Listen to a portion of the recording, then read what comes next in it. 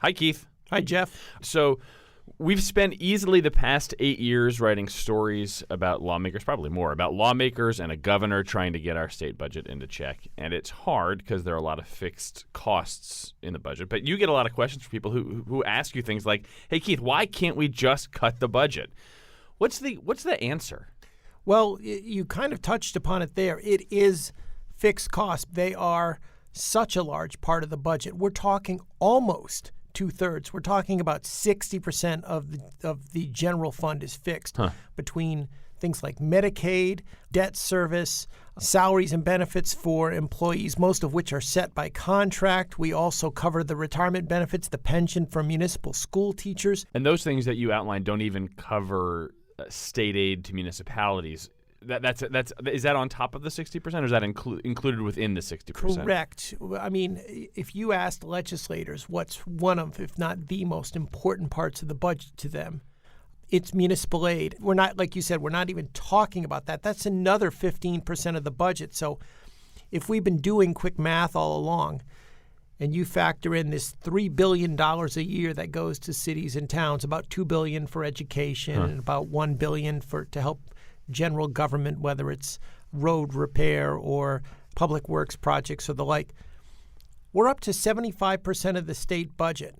Is that a larger figure over time than it was, say, 10, 15, 20 years ago? Absolutely. The fixed costs are like crabgrass that's just you know in your backyard, and your backyard is fixed, but the crabgrass is not. It's just consuming more and more and more.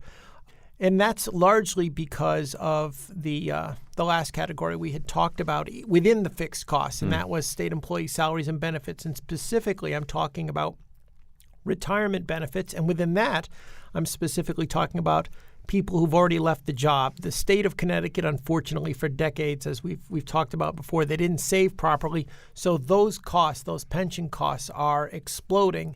And there's not really much we can do about it because we're talking about benefits promised to people who've already retired. So the roughly 25% that's not fixed or not politically radioactive, what are those? Well, when you're talking about the rest, about 15% goes for grants, and that breaks down largely into two areas.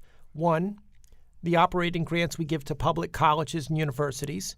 The second area is social services. We provide the bulk of the social services through the private sector. They work with the developmentally disabled, the mentally ill, abused children.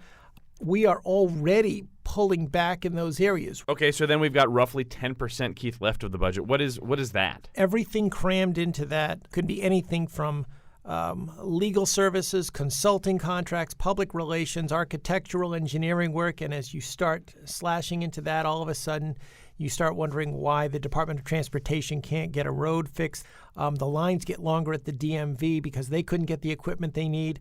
A lot goes into that last 10%. So when you hear a lot of talk about we're just going to cut our way out of this, your analytical response is what?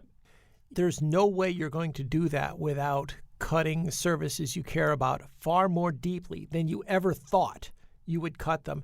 And quite frankly, you're probably still not going to be able to control those fixed costs the way you'd like. Alrighty, Keith Phaneuf covers state finances and the economy for the Connecticut Mirror. Thanks, Keith. Thank you.